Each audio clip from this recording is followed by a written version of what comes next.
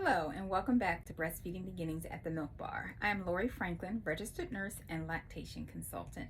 Thank you for taking the time to learn a little bit more about breastfeeding and get some good education.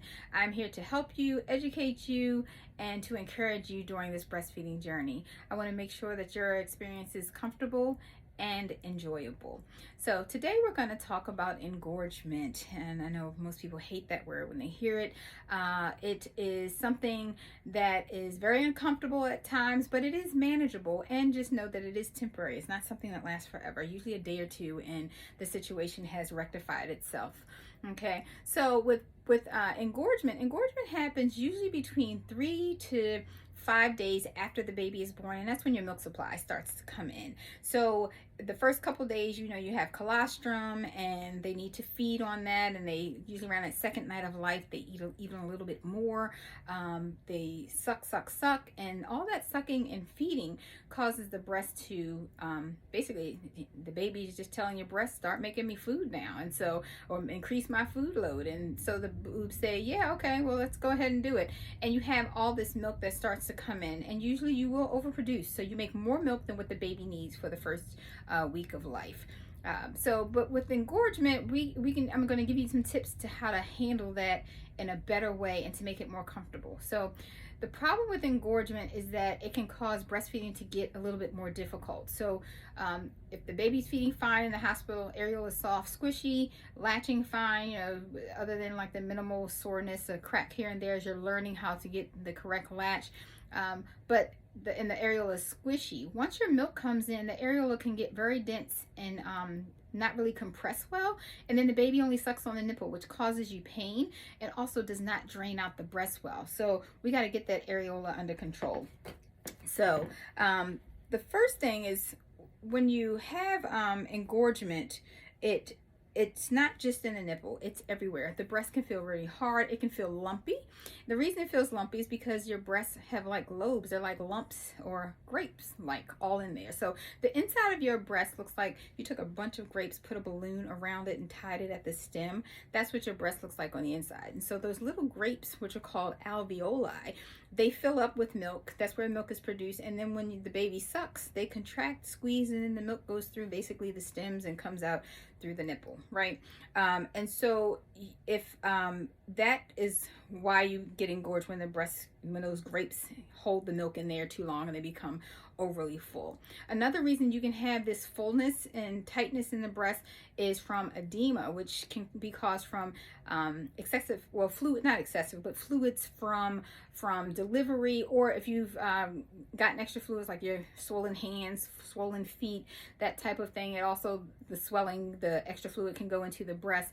That can cause that too, and it's called the interstitial space, which is the space in between the grapes. So if you just think about that balloon you poured water in, that's extra swelling, and that can cause the areola to get dense as well. So to soften it up, we're going to do something called, first we're going to massage the breast. We're going to try to massage, okay, to try and get this out. Of course, nursing is the number one thing, but sometimes, like I said, if it's so full the baby can't get on, we have to do some things to prep before the baby gets onto the breast. So do some massages. Warm compresses are good. So I'm going to show you the best warm compress. A baby diaper. Moist heat works better. So if you just open up a baby diaper, fill it up with warm water, get it nice, really warm, and then wrap it around the breast before you even start your feeding. Wrap it around, and then you put the bra on and let it sit. What it does is and you massage. That will help to soften the breast and help some of that milk come out. If the areola is really dense and the baby can only get in onto the nipple because it's so firm, you can do something called reverse pressure softening. That is where you hold your fingers like right on the base of the nipple. You can see, I'll put it up closer, where my fingers are right there beside the nipple. And you need short fingernails to do this. And you actually press in and you hold it for up to like 30 seconds. And what it does is it's pushing that extra fluid back that I was talking about, that's in between those grape-like structures. But it's also it will push out a little bit of milk, which can help relieve that pressure. And you go around the areola at the base of the nipple, and you do that. So you might have to do it for a couple of minutes to get it to really soften up some. And then if you need to, you can do some hand expression.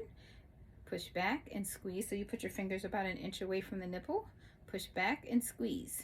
And that's how you would soften it up some. Now, the thing is, with the reverse pressure softening, you have to do this quickly. So once you do it, you need to get the baby right away, because that fluid will come right back in within a couple of minutes. So it's not something you do and then go do something and come back to it. No, you do it right before you're going to feed. So try to let the baby feed well. Don't stop the feed short. Don't do 15 and 15. There is no it's not good to put time frames on feedings. However, I will tell you that normally babies feed about 20 to 40 minutes. That's a normal feeding session for newborns for the first few weeks. And I'm not so concerned with how many minutes the baby is feeding. It's the quality of sucking. Do you hear swallows? Is the breast getting softer afterwards? Is the baby content?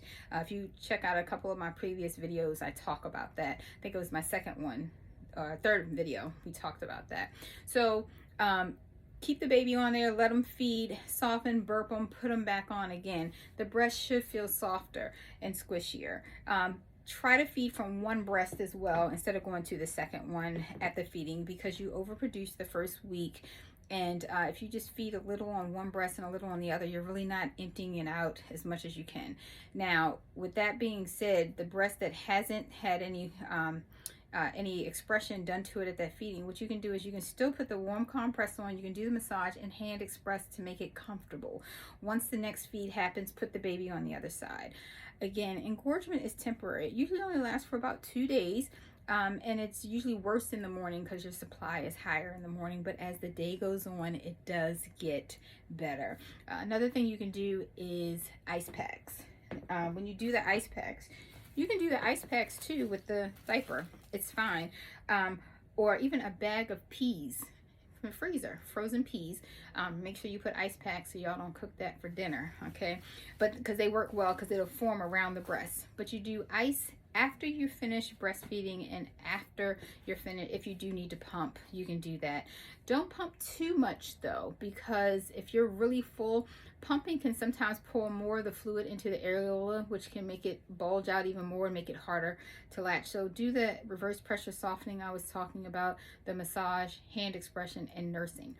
Pumping you can do if you're just trying to relieve some of the pressure and the baby's not going to eat right away. So we'll talk about pumping more at a different video as well. But the ice packs are really good to put on after you finish the feeding session to help reduce the swelling, and just leave it on for about 20 minutes, okay?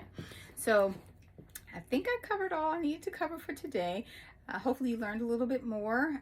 You can look up some information on engorgement on kellymom.com. That's KELLYMOM.com. It's a great website to get breastfeeding information that is evidence-based, and it speaks to you as mom to mom. So it can be a little bit wordy. However, it's in layman's terms and you'll be able to understand it. Thank you for taking the time. Please click like, share, subscribe, and put a comment below or questions if you have any. Thank you so much for joining me, and I'll see you next time at the Milk Bar.